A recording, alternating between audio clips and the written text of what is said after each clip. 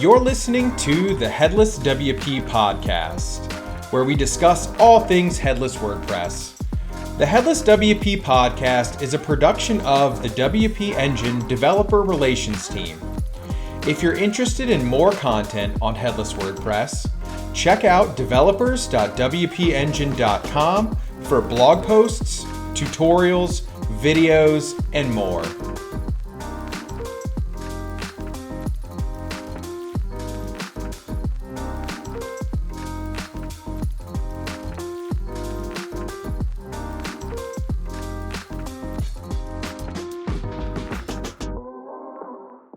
All right, welcome to the Headless WP podcast. I am Jeff Everhart, and I'm joined today by Chris Wiegman and Fran and Jeff, both of WP Engine. So y'all know Fran, my co-host.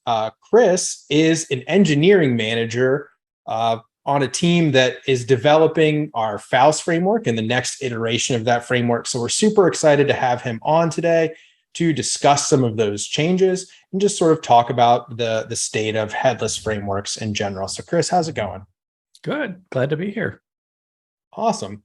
And this is a question we like to ask all of our guests. So if you wouldn't mind, it's not on the list we sent you, but if you could just give us a little bit of background about yourself, how you got into WordPress, what your experience looks like that in that space, and maybe what you've been doing at WP Engine for the past couple of years. Sure. Got into WordPress probably around 2010, I think, is when I opened my .org account. And it's because I was working for a university where WordPress just happened to be the best fit. You know, faculty and everybody wanted their own site. So multi-site was just merged into core. And that was kind of my foray. And then I kind of grew with it. I had a plugin, which is now called iTheme Security. It was better WP Security at the time. They started building off of, I need all these features and, kind of scratching your own itch type of thing. That really just took off. And after that, I just couldn't escape WordPress. But I've jumped around for a few orgs, been here. Saturday was 4 years here. So that felt pretty good. Wow. That is very cool.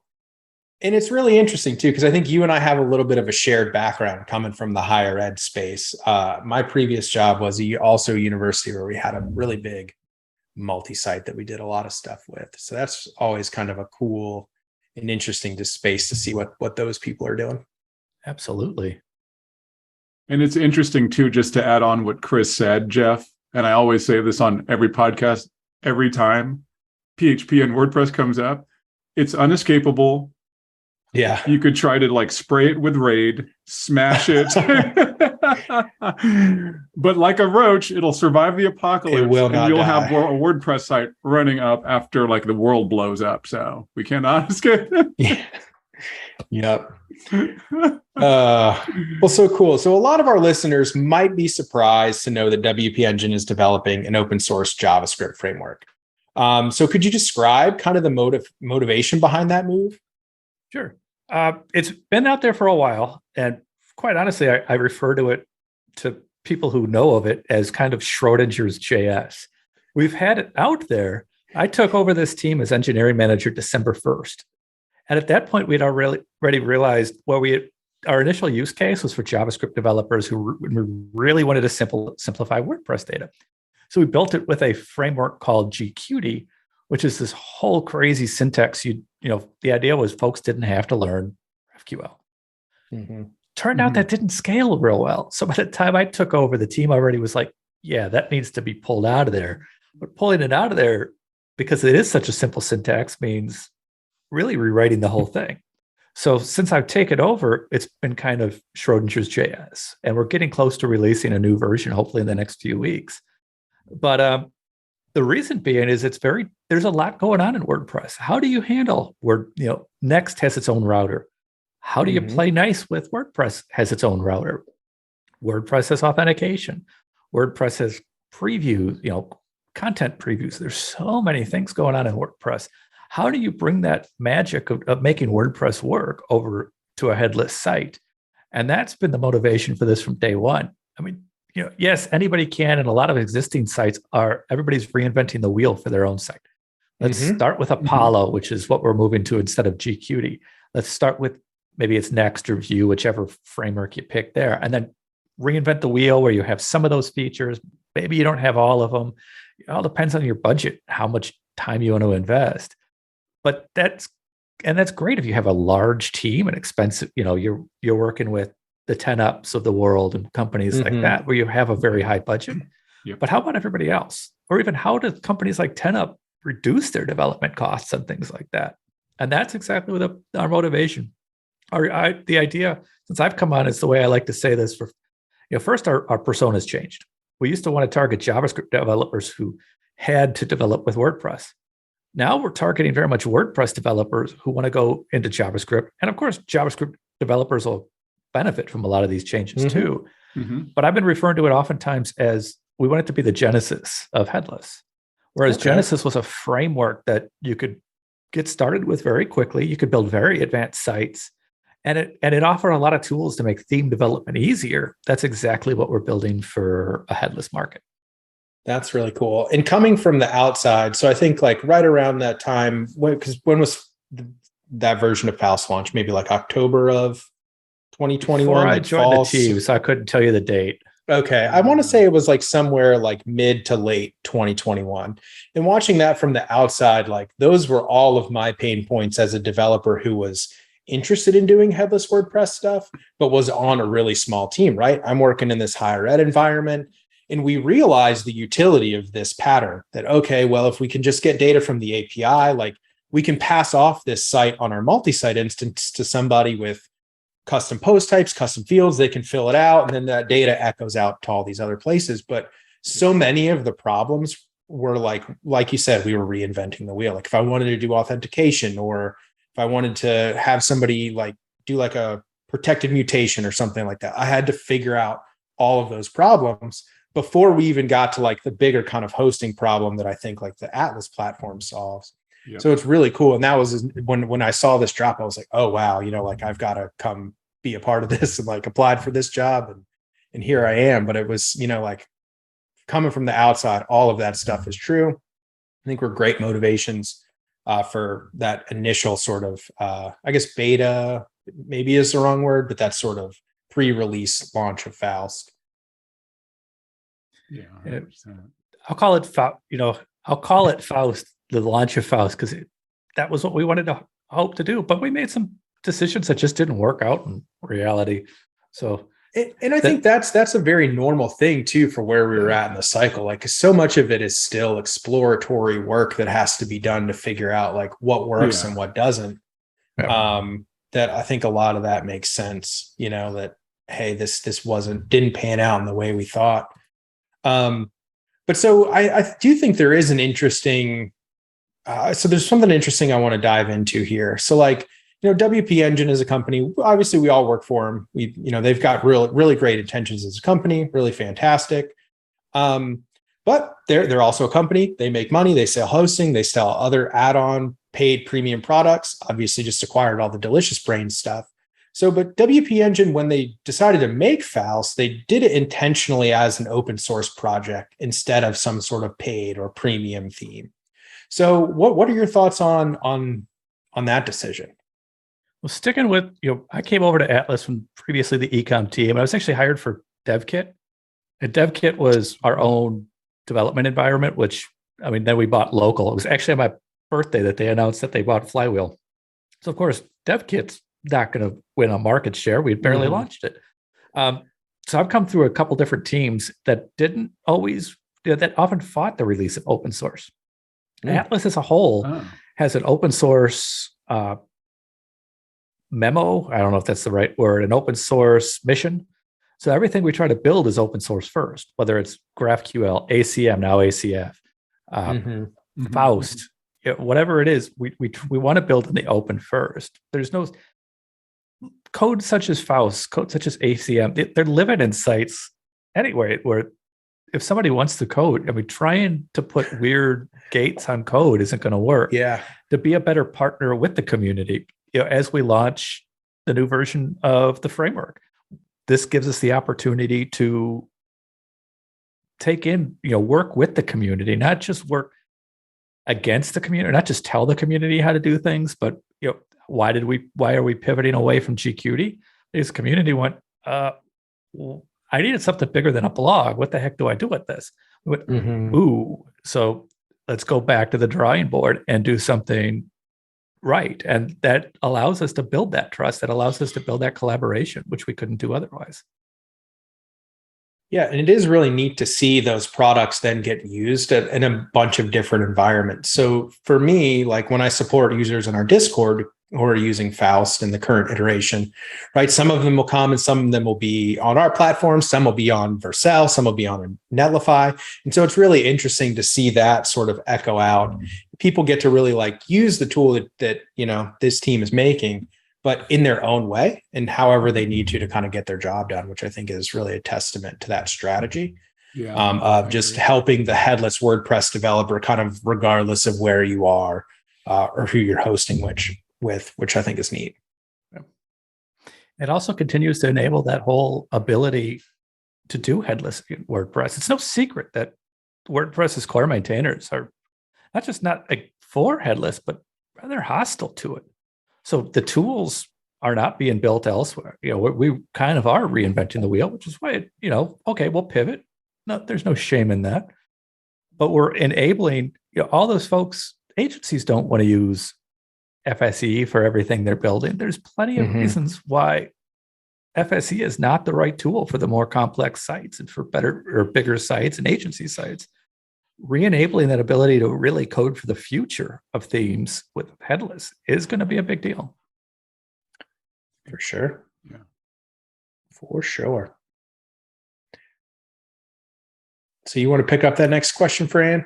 Oh, okay. Yeah, it was interesting because I was like, oh, which ones are I didn't label them this time, and I was like, which ones are Jeff's and which ones so like essentially for our like listeners who don't know, Chris, what Faust is, could you give us like a 5,000 high level overview and describe what it kind of does for developers, people using headless WordPress?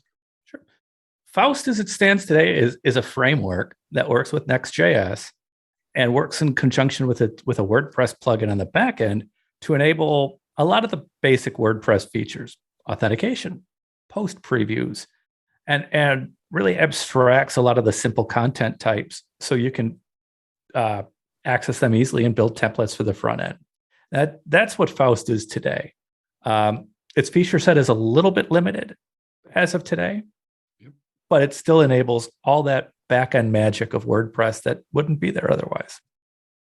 Yeah, it's interesting because like with my experience here, when it first launched, in fact, I was within the first iteration of the Faust framework and what its core functionality, it was really kind of, I thought back then, Chris and Jeff, I was still in my React bootcamp. I didn't graduate yet, so I was kind of fumbling around with still like jQuery and stuff. But our old head of DevRel, Will Johnstone, says, hey, Fran, just quickly try this and see how quickly you have a time to first hello world, I like to call it.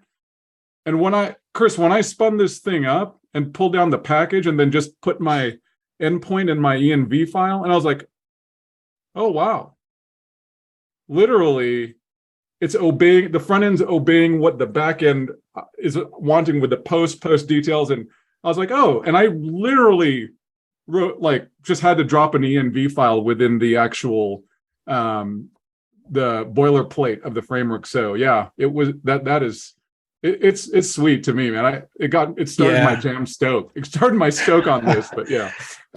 And the other thing, like too, because we've said the term reinventing the wheel a lot, and I think that's kind of important because, like, in some ways, we are.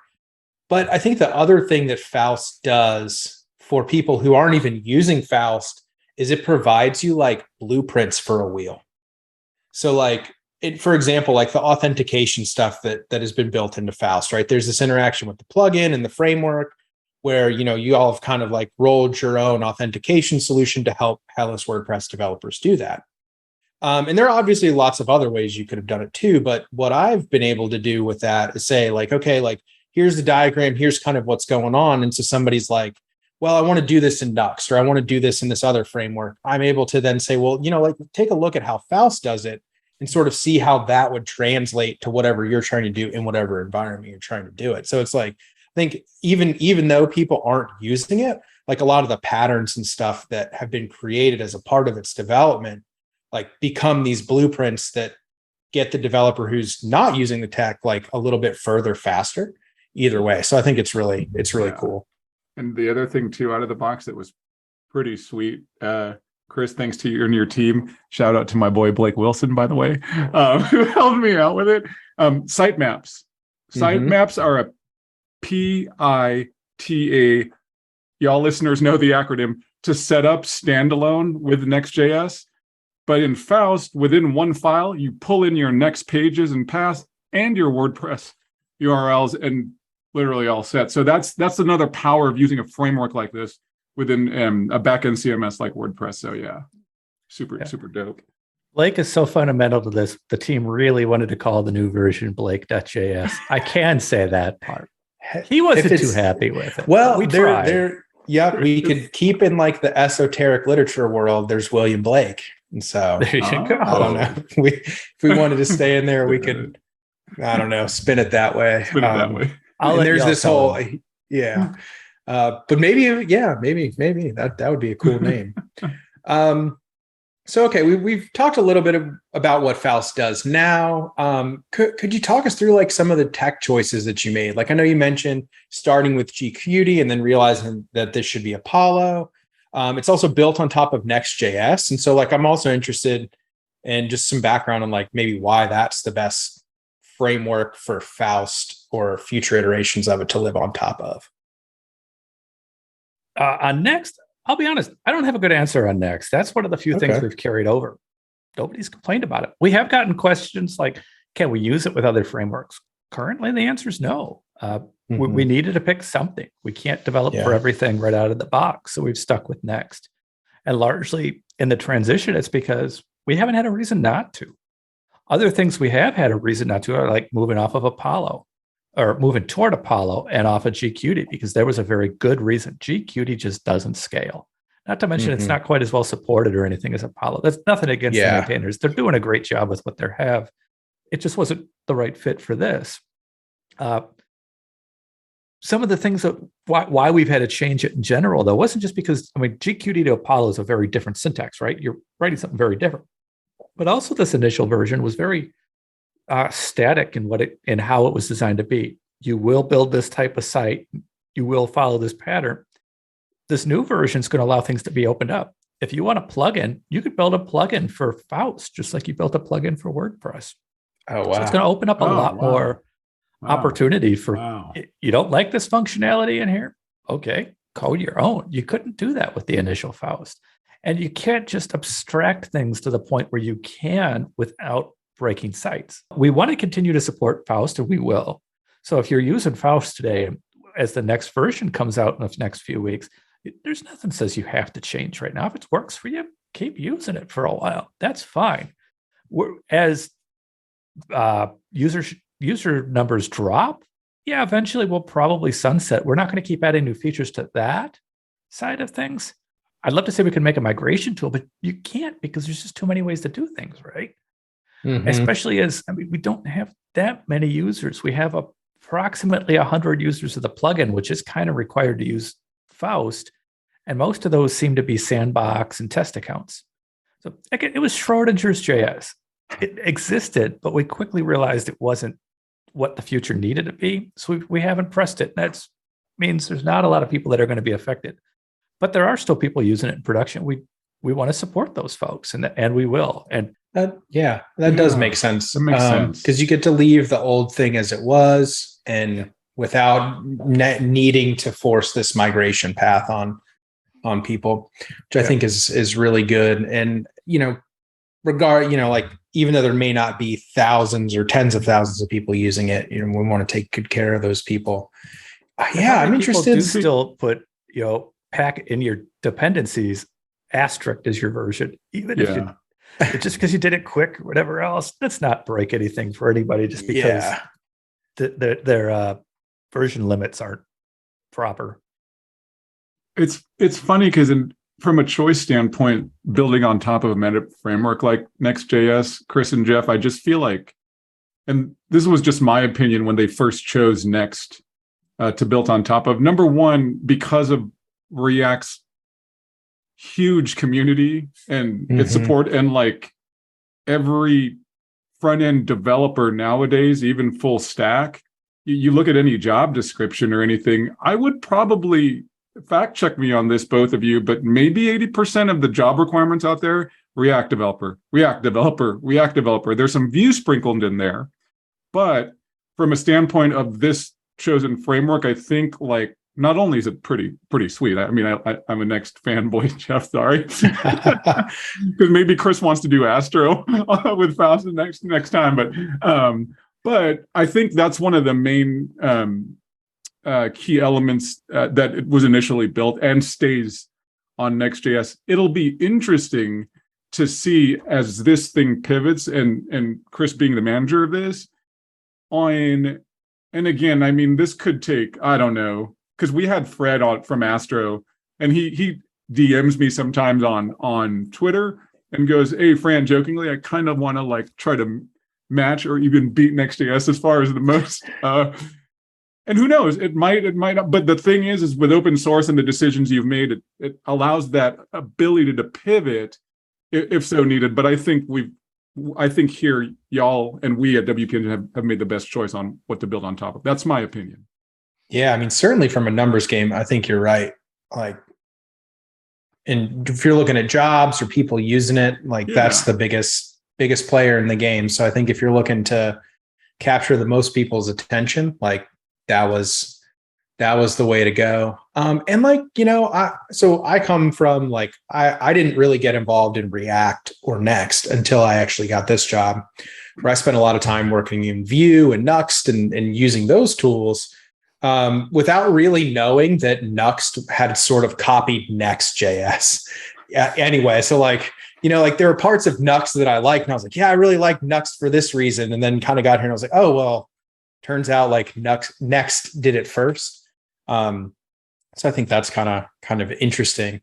It is, yeah. And it is likely the best, I think, target for us to build on top of. And if you look at, I think there are a number of sort of community supported attempts at like headless WordPress starters, right? I know Colby has one. I think the maybe the 10up people do. 10up does have one. Web dev. Yeah, exactly. And they're all, maybe web dev is who I'm thinking of, right? But those are all sort of Next.js based. So it's like, this is where the people are building.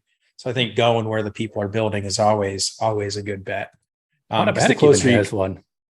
Oh, did they really? Did they really? Anti-WordPress. They have an Apollo framework. No way. Oh, wow. Wow. Yep. That's a hush thing, I'm sure, for them, though. It's public, but yeah.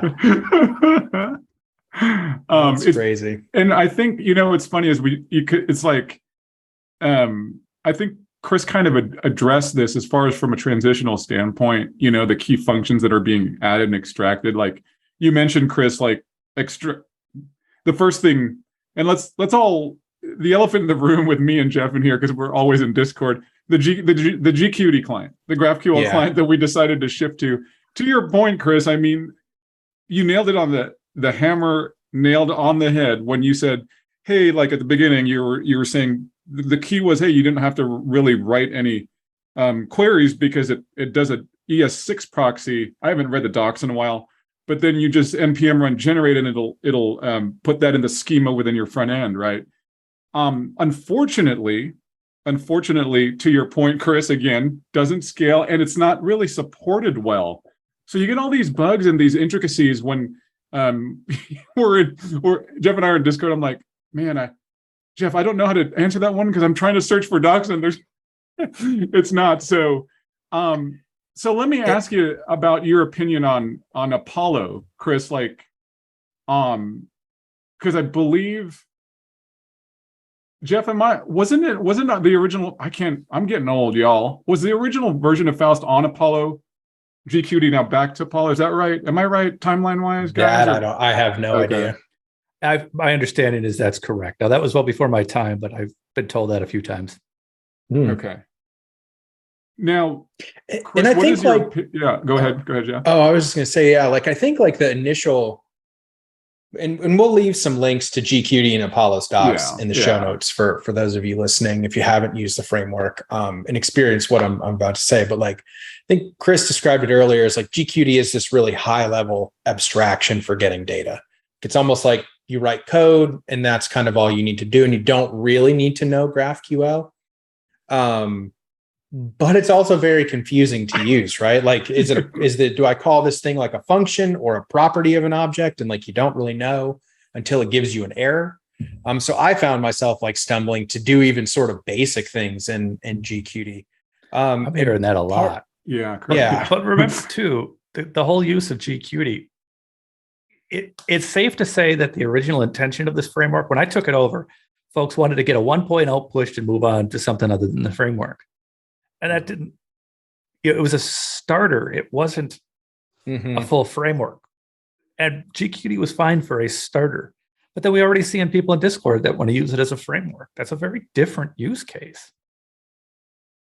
Yeah, that's exactly right. Yeah. And to me, there was also this disconnect between like WP GraphQL and GQty. Like, I know obviously they work together in one way, but it was like I would be in my WordPress backend using graphical to like figure out what data I wanted, but then there was no way I'd have this nice GraphQL query and it'd be like, man, I wish I could just really copy and paste this into my code, or like even have some way to translate this query back into GQty syntax to get the data that I wanted. And it was just like, they were just missing each other where, I feel like, right, that is going to be a lot tighter of an integration in this newer version. Right, Chris? Not only will it be a tighter integration, but it'll enable all kinds of things. One of the things we're working on, initially this launch, the idea is to bring over the features that we had with really two major improvements. The first being a plugin system. So you're not stuck. If you want to do something different, you can do whatever you need. Okay. The second is a template hierarchy system. We want to bring over, really rely on WordPress routing. That's not to say you can't override it, but we want WordPress routing to work and work like it should. If you want the single post template, you can write single.js and it'll handle all that routing for you now. Wow. There's not, just like WordPress did with single.php or all the different variations that you can do on those templates. But then the next thing is, and the bigger thing with Apollo GQty is, then what do you do about blocks? Blocks are the 800-pound gorilla in the room, right? It's all stored. It's an entire data schema stored in HTML comments that doesn't translate well at all from the back to the front. Our goal is you write a component in the front end, you can very easily import it as a WordPress block if it's something new. But more than that is, how do you make use of all that stuff, all that meta information, all those data points around any given block on the front end? GQty makes that almost impossible.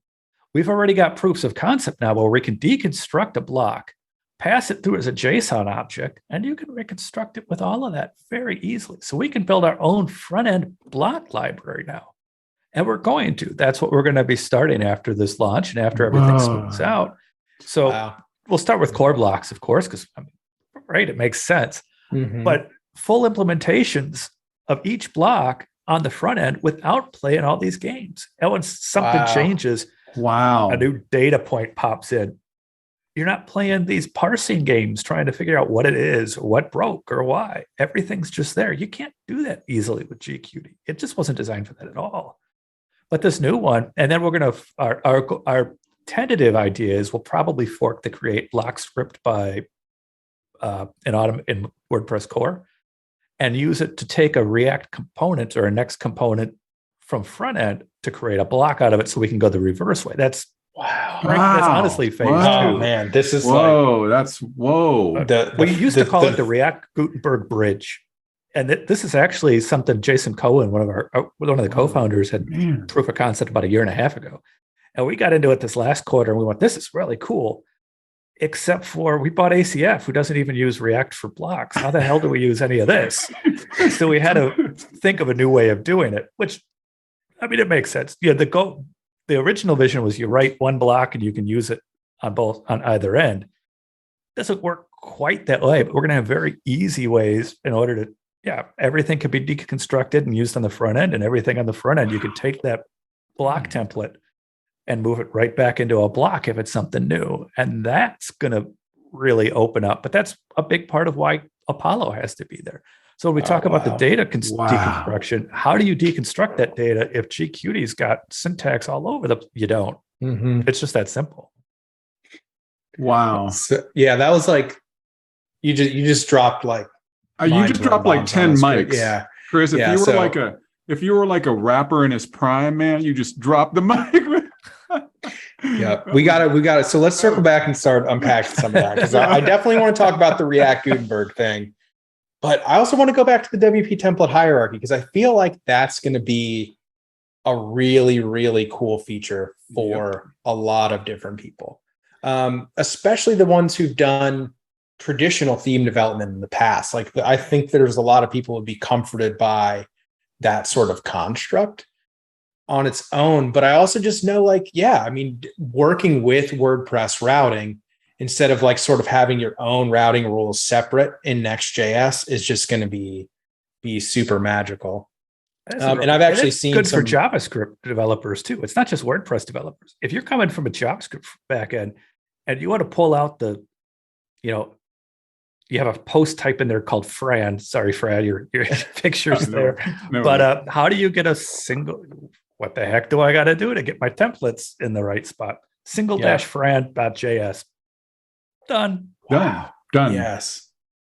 Done. And that's so cool. And we can use the same, like, I'm comforted by knowing that I'll be able to go to the same like WP template hierarchy visualization that I've been using for 8 years, and like just be able to apply that sort of same knowledge to this. Yeah. Same paradigm. There might be a little bit of changes just because there should be, right? We have all kinds of new opportunities if you can also use Next Router. Like, that's how we're doing sitemaps, in that we're bypassing certain pieces of why try to pull a GraphQL out if WordPress is already doing it. There are certain things where that makes sense, and we want to enable that ability. Not to, what if you're pulling in non-WordPress? The whole purpose of Headless, right, is you can have your one WordPress site just be one data source. With all this on the plugins and everything else, we can still do that, but we can also allow to make use of the power of WordPress. Awesome. Yeah. So with the plugins feature of this next version of Faust, could you give me like an example of like a type of plugin that somebody might be able to make? Yeah, good question. You're going to ask me on this. That's what I was wondering. I watched the guys do. That's okay. Perfectly fine. I have a team of 5 that is building this product right now, and they're deep in the weeds. Quite honestly, with the release approaching, I haven't asked them for anything other than what they've demoed in our internal meetings. I don't need somebody spending half a day trying to make a demo for me. There's a good number of hooks that they're diagramming. A very similar hook ability, kind of like what WordPress did. The syntax to me looked very like, between template hierarchy, I went, this actually looks some cases easier than making an old PHP template in WordPress. Yeah. And then the other side of it, which some of the hooks, watching them use that in the plugins, I went, I'm not a JavaScript dev. I never was. My current side project's all in Golang. Not even PHP, right? But cool. That's cool.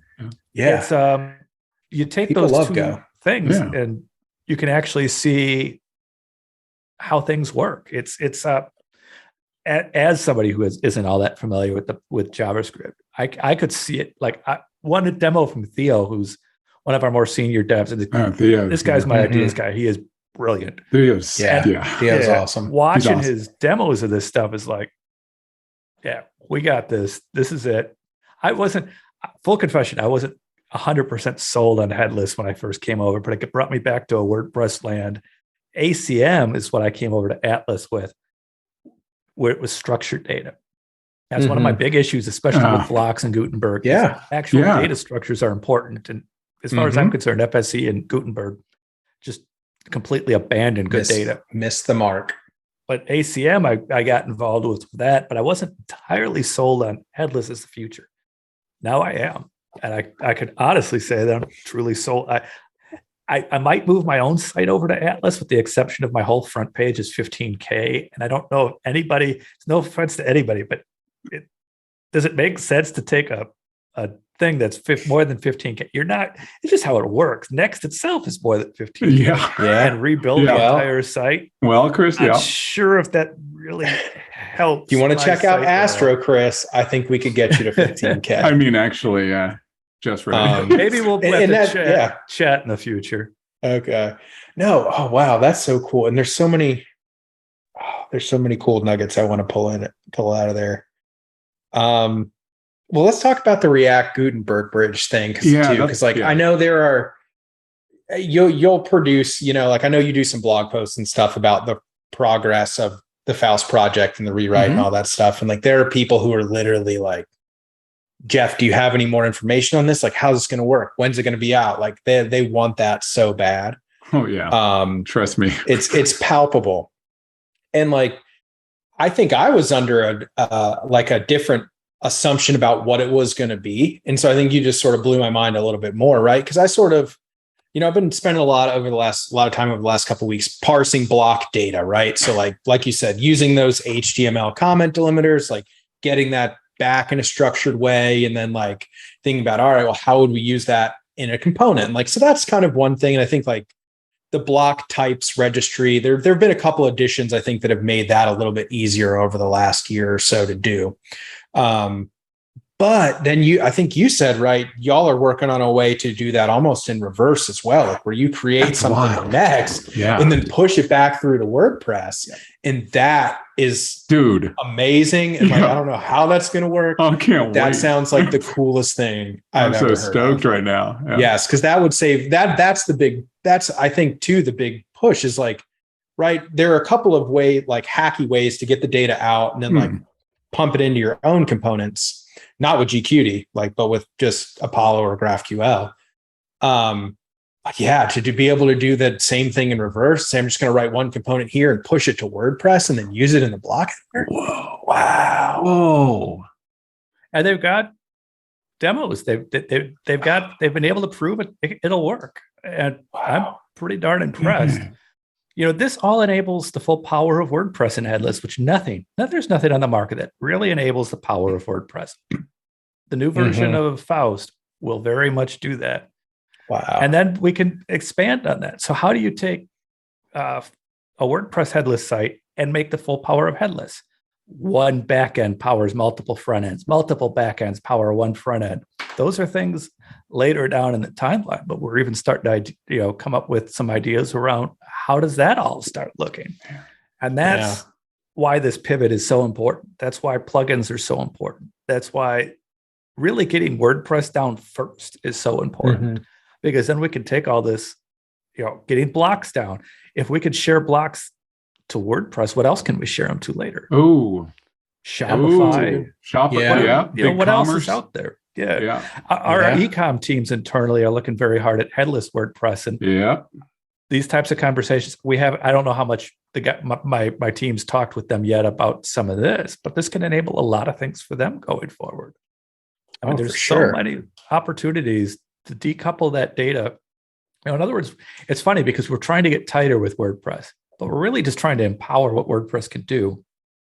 And then we want to start empowering what everything else can do with this technology on top of it. And I think that's an important milestone because a lot of some of the objection I hear to going headless is well, I don't want to disempower my content creators. Yeah. This is a developer-centric model. The developers do the components, but then it's, you're almost, I don't want to say at the expense of, but unless you're doing a really full build, you're pretty much limited to rendering the HTML that you get back in the post content. That's what most people do on smaller scale sites. But in a way, that does disempower the content editor because they can't do some of the things in the block editor and expect that to echo out to the display on the front end. And so if we can solve that problem, that's a huge objection for a lot of marketing folks where they're this is what I'm hearing from agencies, from large enterprises, they don't want to disempower the content editor. And so if we can make that more seamless and okay, our dev team, they just made this new React component, boom, it's all already available in your WordPress registered in your block template. It's dude, wow, Jeff and Chris. Yeah, so wow. I'm very excited. I'm excited. I'm so excited right now. Wow. And the other thing too, like just from a perspective of how this is all tying in together, and I'm just gonna like kind of drop a little bit of plugging our own stuff here, because at the end of the day, I think once you have like an open source framework as Faust, which will be named something else in the future, stay tuned. But with the Atlas platform that you were saying earlier, Jeff and Chris, encompassing all these things within WP Engine, especially with iterating on like the features that devs want, empowering the marketer, okay?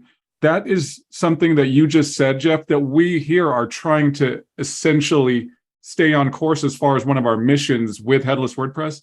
And it just shows with the webhooks feature we just actually released, because who doesn't want a marketing team that can like literally trigger an action out of WordPress with like updating a post or something, and then it just triggers a build on your front end, and you know what I'm saying? So it's these kind of things, especially with thinking about the content or marketing team, that I feel like so excited, stoked, all the things, Fran, that you could say to be a part of what's going on here. So I'm so glad you came on this podcast, Chris, to get me pumped up like this. It's pretty amazing. And like, I don't want to say that's the last battlefield, but like if that is the 800-pound gorilla. And so if you all have, I don't know, tamed the 800-pound gorilla, that's just going to be so cool to see. And the community's reaction will be awesome. Front end, and then our content engine enabling, powering up the back end beyond Node. Right. Yeah. Pump whatever data you need into that, and then pull it back out with the same APIs as GraphQL or WP GraphQL. Yeah. The two together, I think, are going to really make a powerful offering. For sure. And it's going to allow agencies, hopefully, to be comfortable with WordPress again. I understand why so many, I've seen stats in the last week that searches for WordPress help are down, or how do you do this with WordPress are down something like 30% in the last year. Some of that is no doubt because we're past the boom of COVID. But I think a big part of that too is people are looking at this FSE and everything else and the complexity. And I see it all the time, just disenfranchised with the direction WordPress core is going. This is going to enable all the types of development without having to, without using that if it's not the right fit for you. And that, let's face it, it's not the right fit for an awful lot of sites. Yeah. And I think that's part of what I think is cool about WordPress in itself is like, regardless of what direction core takes, like you can always be building it and extending it in other ways that suit your needs. And so like for me, like I kept the classic editor plugin on for, years before really switching over to the block editor. Like now that I've done it and like, I'm kind of happy with it and it supports my workflow now. Yeah. But for a while it didn't, and I wasn't ready to make that transition, like this was a business critical thing for me that like I didn't want to be sucked into an update cycle.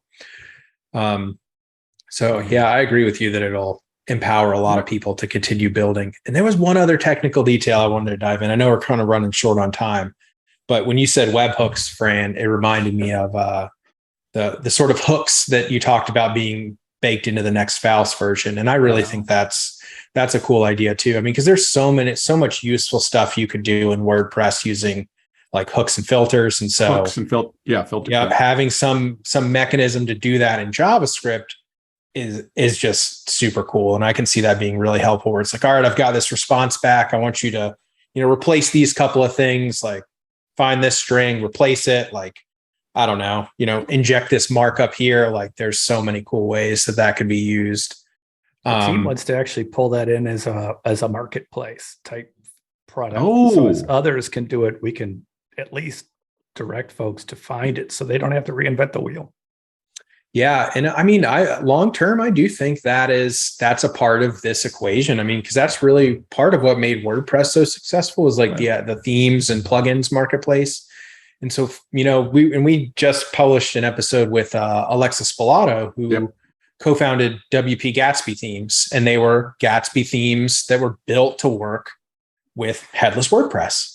And so it'll be really cool, I think, to see like what what comes in that space. Man. And like, can we plug into the next version of Faust and like you create add-ons or integrations and people building their own theme, like here's the most popular Vue Nuxt-based theme or something like that. I think that space probably one, like that, I think we're probably still a few years off from.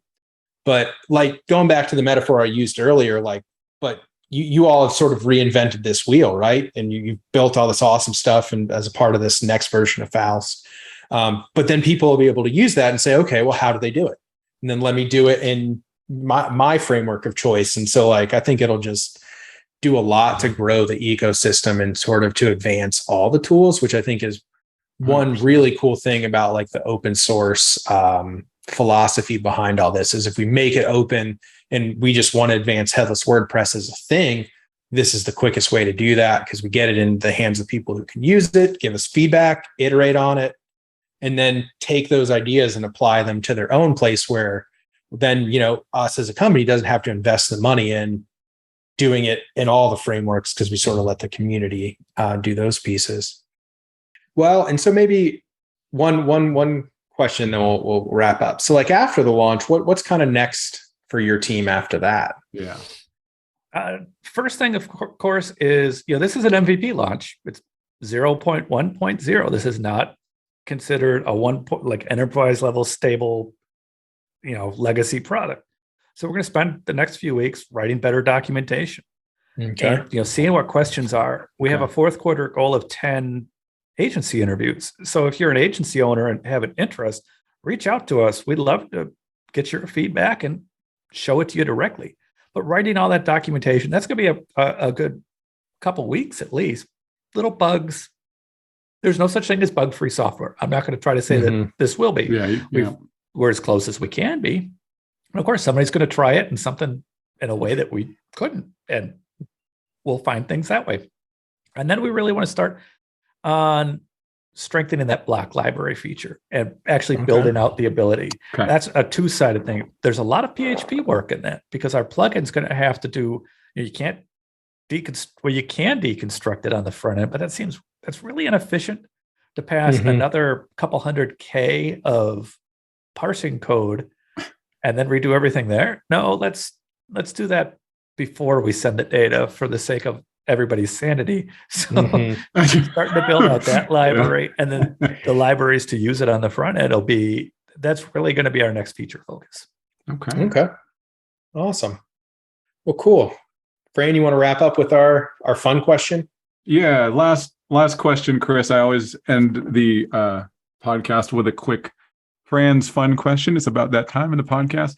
So Chris, I know you're, super nerd like us, started in WordPress, you're still in tech, but we all have to step away from the computer to decompress. Man, it's just not healthy if we're like staring at it 24/7 at lines of syntax and managing all these developers. But when you do that, Chris, what do you do for fun, man? Do you go rock climbing? Do you marathon run? What do you do, man? What do you like to do for fun?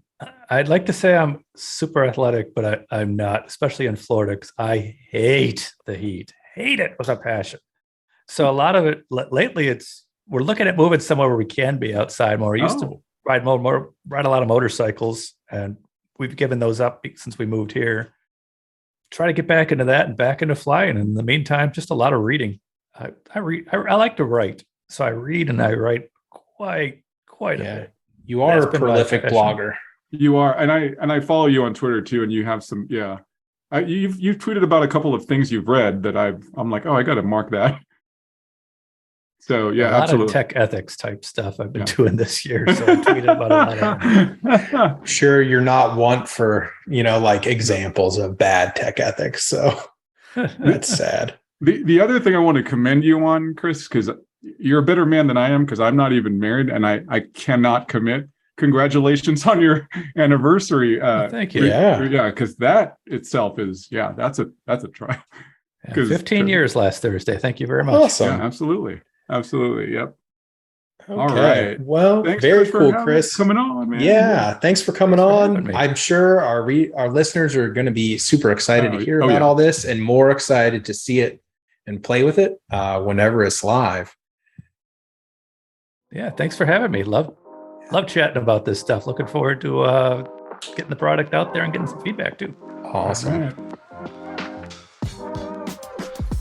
Thanks for tuning in to the Headless WP podcast. If you liked today's episode, go ahead and give us a share or a like on whatever platform you're listening on.